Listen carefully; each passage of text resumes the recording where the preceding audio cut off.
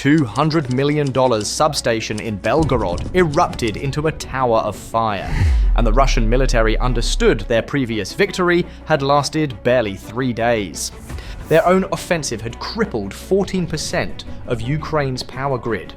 But at 2:45 a.m., a live feed reached a Moscow operations desk, showing the core of Russia's border network being shredded by a swarm of Ukrainian drones that cost less than a Toyota Camry. The shock came not only from the destruction itself, but from the terrifying implication behind it.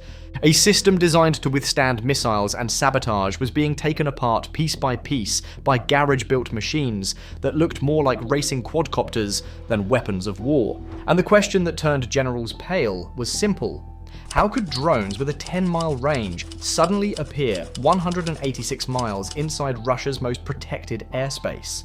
The answer required going back to the beginning. At 2:30 a.m. on the 17th of November, 15 minutes before the strike, 3 logging trucks made their final approach along rural forest roads. Their beds carried 3 tons of real timber, and their plates were registered in the local region. To passing patrols, they looked like nothing more than part of the night's ordinary logging movement. But beneath the stacked wood were weapons that could rewrite the rules of modern warfare. Each truck was a mobile drone launch system, shielded under canvas and wrapped in a specialized thermal blanket that suppressed its heat signature to the point of near invisibility.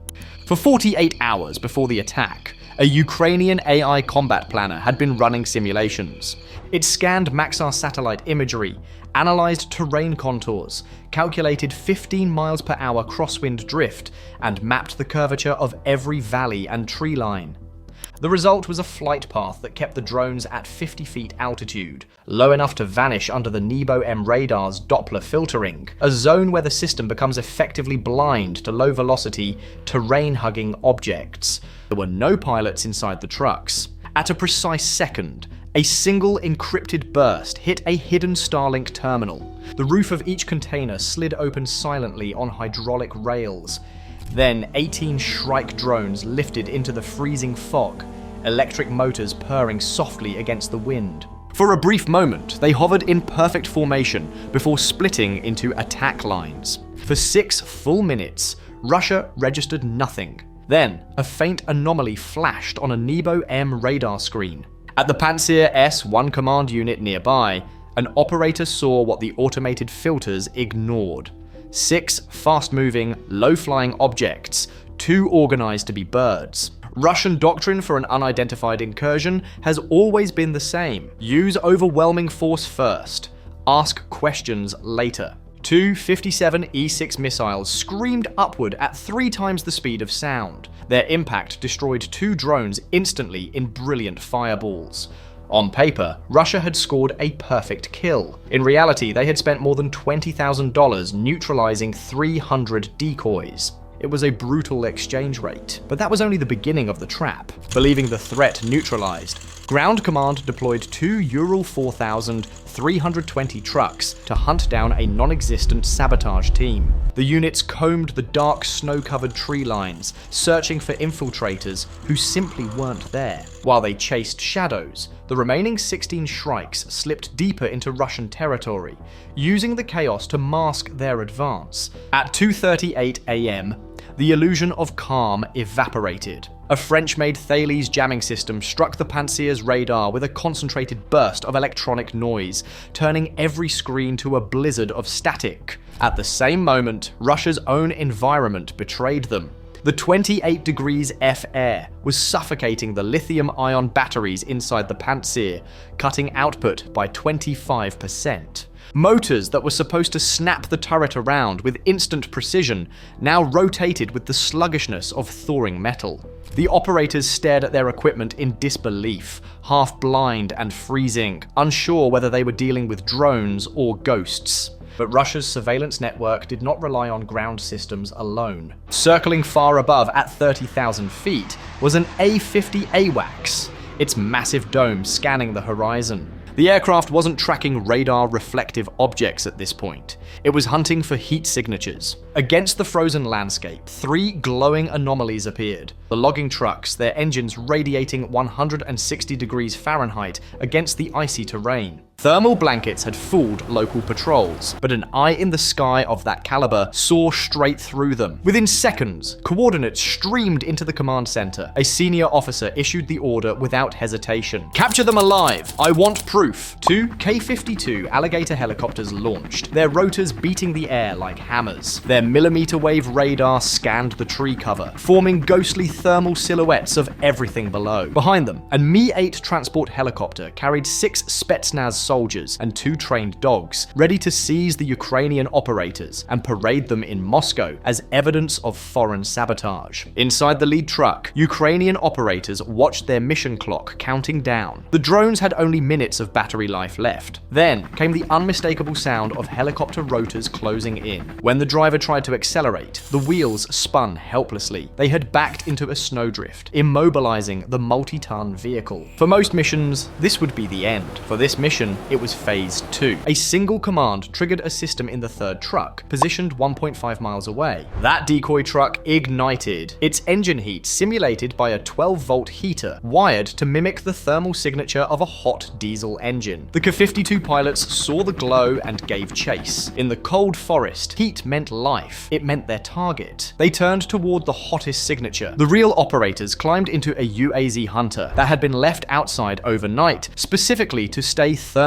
invisible. Its engine block was as cold as the snow around it. They loaded their control gear and sped down a narrow logging trail known only to locals. From the back of the moving UAZ, tethered by a 5-meter fiber optic cable, they launched the final wave of drones. Meanwhile, when Spetsnaz fast-roped onto the decoy truck, they found nothing but a heater, a GPS spoofer, and a USB stick looping a Ukrainian folk remix. The team found only a heater, a GPS spoofer, and a looping audio file. 5 miles away, the real strike unfolded at 2:45 a.m. A Shrike drone locked onto the geometric center of Transformer 2. With an M732 fuse timed to detonate 0.8 seconds after penetration, it punched through the casing before exploding. The concrete walls acted as a pressure chamber. 2 pounds of TNT became a shockwave multiplied by cold density air. The columns vaporized. The roof collapsed. The substation died instantly. From orbit, a US satellite captured the entire event in 12 frames. First, 3 intact trucks. Next, Russian helicopters chasing the wrong target. Finally, an 80-foot crater where the substation once stood. The Belgorod strike was only Phase 1. Hours later, another cluster of faint radar blips appeared above the Volga. Operators assumed they were snow clouds. They were wrong. Ukrainian Loity drones, each carrying a 130-pound C4 payload, were streaking toward the Veshkima substation, a $200 million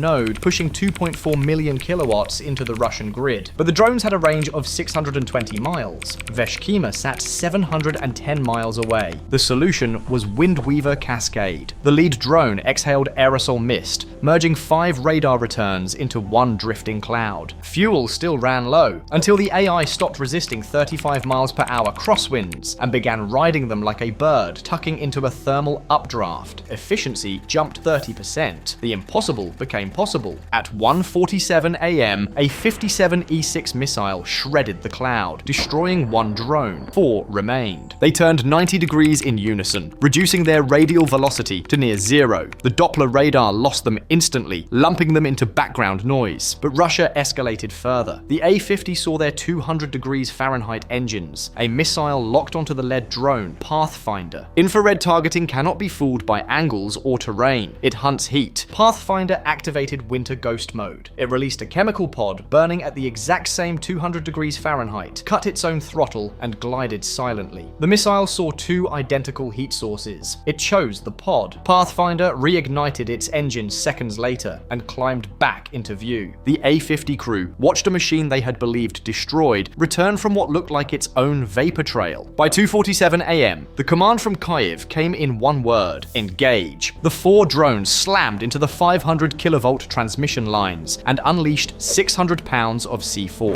The 0.8 second fuse delay let the charges detonate inside the frozen metal joints. At 0 degrees Fahrenheit, steel acts like glass. The pylon shattered, the cables snapped, 500 megawatts vanished instantly, flashes lit the sky, fires climbed 30 feet, entire cities, Ulyanovsk, Mordovia, Chuvashia, fell into darkness. A 20-foot crater marked the strike zone. Russia claimed the situation was under control, but encrypted command networks died. Artillery batteries lost their radar eyes. T-90 convoys stalled in frozen depots. A Chuvashia ammunition plant halted for 72 hours. Ukrainian forces advanced 5 miles in 48 hours near Zaporizhzhia, and a Russian commander was heard shouting, "How did drones get this far?" The answer was the same one burning across the snow-covered forests. Ukraine had turned winter itself into a weapon, a logging truck into a battlefield switchblade, a heater into a decoy, wind into acceleration, and distance, the thing Russia thought would protect it, into a myth. Ukraine's drones didn't just break a power grid. The strike challenged assumptions about the security of rear infrastructure, and in the freezing dark that followed, the storm Ukraine unleashed was only beginning.